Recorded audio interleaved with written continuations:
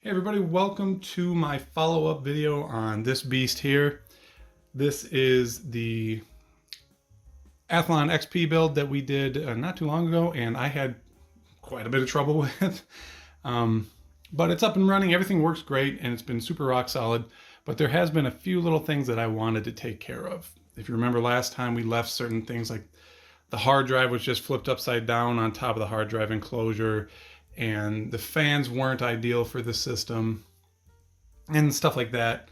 So I wanted to do a video, a quick follow-up, and fix all of these little issues and get this thing running the way I wanted it to actually be running. So let me crack it open and we'll get started on that right now. So for starters, I got the hard drive mounted, and the way I did that was pretty simple. I ended up, well, let me pull this out of here. I ended up jumping onto Tinkercad, and I built or designed these two hard drive rails. And basically, they just screw onto the side of the hard drive, and you've got this little hickey here that keeps it in place, so it doesn't slide back and forth. And it's got these little notches here that allow just enough movement in the arms to get it in and out of there. And I think it works great. I tried looking for the actual hard drive caddies for this particular case online, and I found a few places that sell them, and I found some used ones on eBay, and really they were like 15 bucks each, and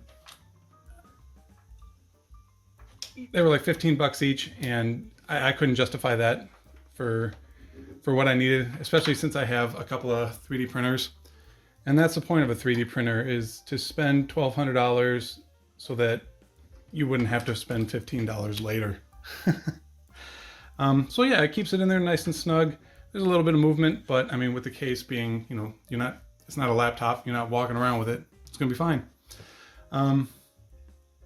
Secondly, we talked about the fans, and I just put these black standard Corsairs in there. They're 3-pin, and I think they work better in this system than the 4-pins, simply because of the larger fan, especially with this blade pitch. These are static pressure fans, and they just make a lot of noise, in my opinion, especially when they're going full bore. So with even these powered at 100%, they're not nearly as loud as those were, so I'm pretty happy with that. And on top of it, this case doesn't need a huge amount of airflow. These components aren't making a ton of heat, so we don't really have to worry about that too much. Oh, also I put, and it's not a big deal, but these are the game ports, USB, and FireWire PCI slots. Anyways, these came with the motherboard, and I hate to split them up and lose them in a box somewhere, so I figured I'd put them in the case and use them. I'm not going to be using all those slots anyways. I might add a sound card to this later, but we'll find out. Lastly, what I want to do is the RAM. Now, in the video that I showed on this last, I put 3 sticks into it, and Crisis was less than willing to run. You put a big load on the system and it would just crash. And that is due in part to the fact that none of these RAM sticks that I had in there, and really none of them that I have, are matched. And let me show you what I mean by that. So these are all well, actually it's not all the RAM I have, but they're the closest type. They're the closest to a matching pair that I've got on hand. But even though they're all Kingston Value RAMs, they all have different part numbers. None of them match as far as the chip maker for the RAM chips. We've got, we got Elixir in there, Samsung, Hynix. Don't know what this one is. It's just got a circle with some dots, and none of them match, and that's not good. That's not good for pairing them. I believe I had these two right here to begin with in there, and then I tried adding this one, and it'll boot up, like I said, at 333 megahertz, but it won't be stable. You can't run games and stuff like that. So it's going to be a trial and error. Put one in, match it with another one, bump it up to 400, and see if it runs. And if it crashes, try a different stick until you find something that's happy. So If I can find at least 2 of these sticks that run at 400 megahertz reliably, I'll be happy. So I'm gonna spare you that. I'm gonna start working on it, and hopefully I'll come back with 2 reliable sticks. All right, I got 2 memory modules in there, clocked at 400 megahertz. Started up Windows XP, went to run my CPU ID, hardware monitor, and we crashed. No mouse movement, nothing's updating on the screen. I'm gonna say it crashed, and I'm gonna attribute that to the 400 megahertz RAM, mismatched. So let me grab another one and give it another go. So small change of plans. Rather than randomly selecting RAM and going through and seeing if they're compatible with each other, I decided to put one stick at a time into the computer and then run up into CPU-Z and check its frequency, CAS, all the latencies on it, and chart them and see if I couldn't find any of them that were similar or too far apart. And what I found was, and let me make this larger because this is all on a lot of information here to show. That's just about all of it. Anyways, I don't have Excel to put on here, so I'm noticing some sticks don't register. Like the one that's currently in here has 133, 166, and 200. JEDEC number 1, 2, and 3. Some of them don't have a 133. They start at 166, and some of them do. So this is my only hunch so far at finding ones that'll be compatible with each other. And then on top of that, I'm noticing that it's saying that the voltage you're getting is 2.5 volts when these sticks all clearly say that they want, zoom in please, 2.6 volts. So that there might be something that is like rounded. The voltage reported might be wrong. I'm gonna go in the BIOS and check and see if it is set to 2.5 volts and then bump it up to 2.6. And maybe these will be much more happy at 400 megahertz. All right, I'm in the BIOS, and yeah, the reference voltage is set to 2.6 volts. A lot of times the voltage readings, through secondhand software, aren't exactly right. So I'm gonna believe the voltage reading in BIOS versus hardware monitor or CPU-Z. Okay, so based on my findings, I've paired these 2 sets of RAM based solely on the fact that these ones all support only 166 and 200. These ones support 133, 166, and 200. So hoping these work well together. If not, I think I'll just buy a matched set of RAM. Let's chuck them in there and see what happens. So we're running all 3 sticks that support 133, 166, 200. Nothing changes there. Also, a happy little coincidence, and I hope this helps, is the module manufacturer is not changing. They all have the same part number of K. Of course, the serial number changes. So let's give it a go.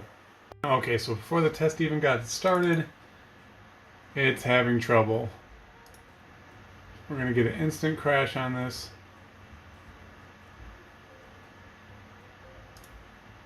Or not. I can't get stuff like that to capture. So I'm gonna watch the memory down here, and maybe it was a fluke that it crashed. Alright, it just crashed out totally. Yep, there we go, blue screen. So I'll try the other ones and see if it gets more stable. If not, like I said, I might have to bite the bullet and buy some match sticks. Alright, the second batch of RAM is in there. They all only support 166 and 200. And then if you look up here, module manufacturer Kingston, Samsung, and Nanya. So this is less than ideal. Let's give it a go. Alright, letting it play, and it usually only takes about, I don't know, a minute of playing before it crashes out. So see you in a little bit. Okay, well, it was doing alright until we hit a problem, but this could be an issue with the with K-Melon itself. But it is lasting, like it hasn't crashed out. We haven't, usually K-Melon will just disappear. And that's how I know there's a problem. When I have one or two sticks in here, I was able to browse the internet all day long. It had its own issues where it can't support certain websites and stuff like that because this is a a browser running on Windows XP. But it has been rock solid, so I'm attributing all the crashes that I'm having on here, all the issues I'm having with this, to incompatible RAM. So holy cow, these 3 sticks of Misfit RAM seem to be doing way better. Haven't had a crash, haven't had an issue. Maybe we'll try playing a game. Tried running 3D Mark 2006, and it was going great. Left the room, came back, and of course, met with this. So I'm gonna say that RAM is less than reliable. Okay, so unfortunately that's where we're gonna have to end this one. We couldn't find a set of RAM that worked well together, and being that I have so many pairs here and we need to find 3 that work together well, that could take hours and hours and hours. So I just jumped on to, well, first I checked Craigslist and Facebook Marketplace, and funnily enough, nobody is selling DDR1 RAM. So I jumped on eBay and I ordered 3 matching sticks of 512 megabytes for a total of 1.5 gigs, which is overkill, but it's kind of what I wanted to do with this one. Eventually I would like to upgrade this to like max. I'd like to get a hold of a XP3200 and put that in there. And then like I believe the max RAM on this is 3 gigs, but I don't think there's anything of this era that's going to use 3 gigs. 1.5 is more than enough. And yeah, that'll be for another video. I appreciate you watching. If you enjoyed it. And just when you thought this video was over, bam! Got 3 matched pairs. Well, I got 3 matched sticks of Micron. I got 3 matching sticks of 400 megahertz Micron DDR. So let's put 1.5 gigs of RAM in here and see if we can be stable. And if we're not, if the rumors are true, or the stuff I read online about this board hating most 400 megahertz RAMs, then we'll just run it at 333 and it'll be matched, and hopefully it'll be much more stable. So let me slap these in there. All right, the RAM is in there. Let's go ahead and power on this juggernaut.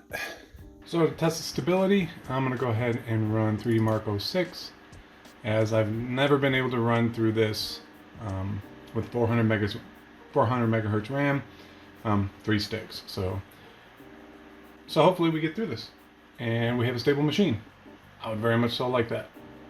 All right, well, I finished my second round of 3D Mark 2006 just to make sure that it wasn't a fluke, and it runs through beautifully. So the RAM is running at 400 megahertz, like I've said. That has been the goal this whole time almost, and nothing is reporting anything weird.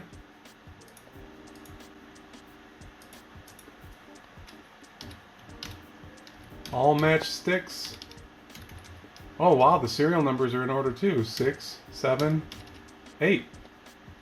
So yeah, these are absolutely matched and running great, 400 megahertz. And now I can do what I built this computer for, and that's watching YouTube in 240p.